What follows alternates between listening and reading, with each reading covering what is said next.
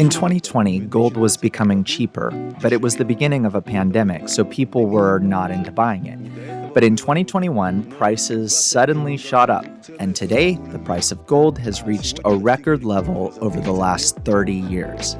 People are actively buying physical gold in the form of bars, coins, and jewelry.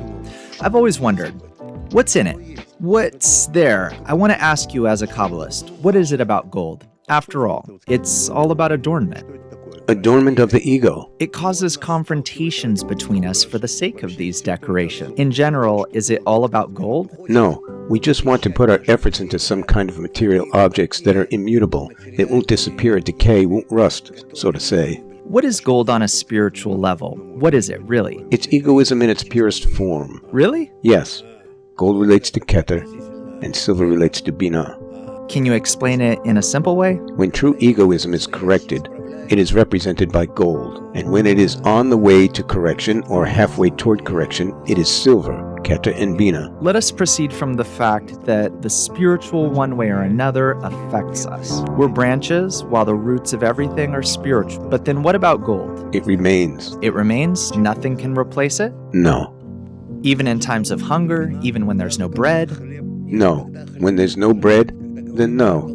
But once we start adding something to bread, gold immediately begins to appear. That's beautiful. It is made for the living. This means when we talk about necessities, we're talking about bread. But when we talk about our world, the world of excess, we're talking about... People die for metal. People die for metal. What conclusion do you draw from all this? That's what I'd like to know. My conclusion is very simple. As long as egoism rules, gold will be the universal global equivalent of these egoistic forces. But once people trade their egos for good connections between them, gold will simply be equated to ordinary metal, regular material, and will no longer be used for trade. Only the value of bestowal to each other will be used as a measure for trading. That's no gold. A whole other material.